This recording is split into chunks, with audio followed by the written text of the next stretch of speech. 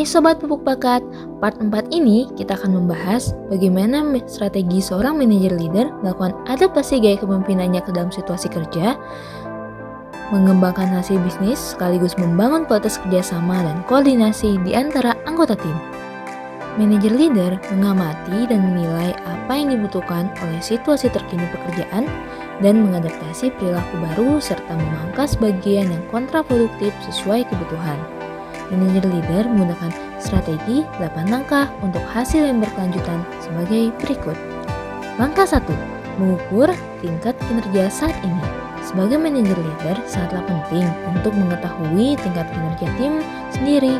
Cara yang paling akurat adalah dengan membaca laporan manajemen kinerja dan laporan audit.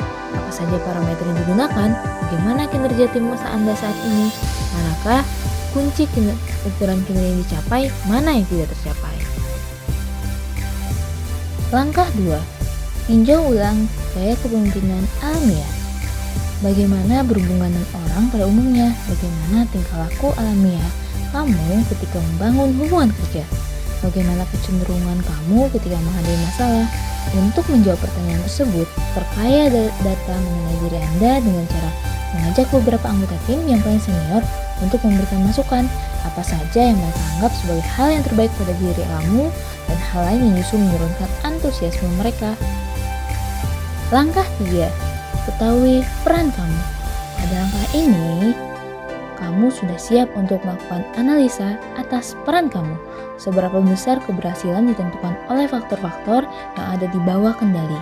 Seberapa banyak waktu yang dapat kamu sisihkan untuk merencanakan dan mengawasi pekerjaan anggota tim. Langkah 4.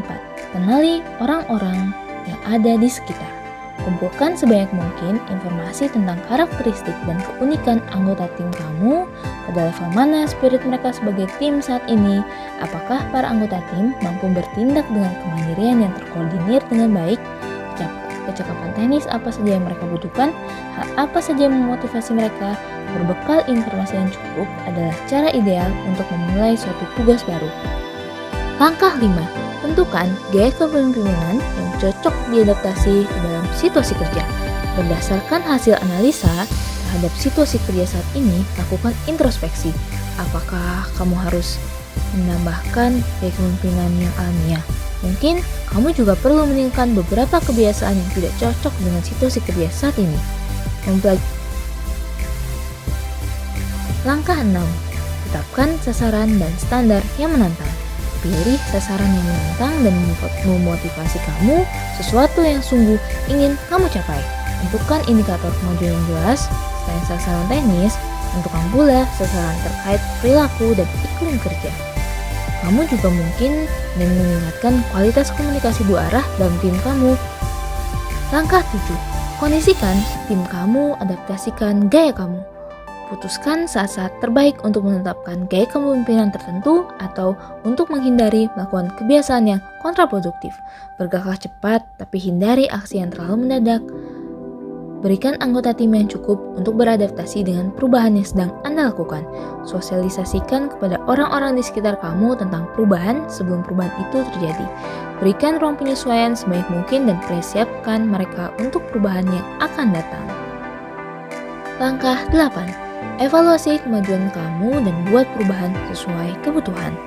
Langkah terakhir adalah melihat kembali hasil yang dicapai untuk mengevaluasi tim. Tanyakan kembali kepada anggota tim yang pernah dikonsultasikan sebelumnya. Kerendahan hati akan semakin meyakinkan mereka mengenai ketulusan kamu. Kamu akan semakin kompeten untuk menerapkan gaya kepemimpinan yang sesuai dengan apa yang paling dibutuhkan dalam situasi kerja. Ketika strategi dan nilai-nilai manajer leader terus-menerus diterapkan, akan memberikan dampak positif yang besar terhadap kinerja bisnis.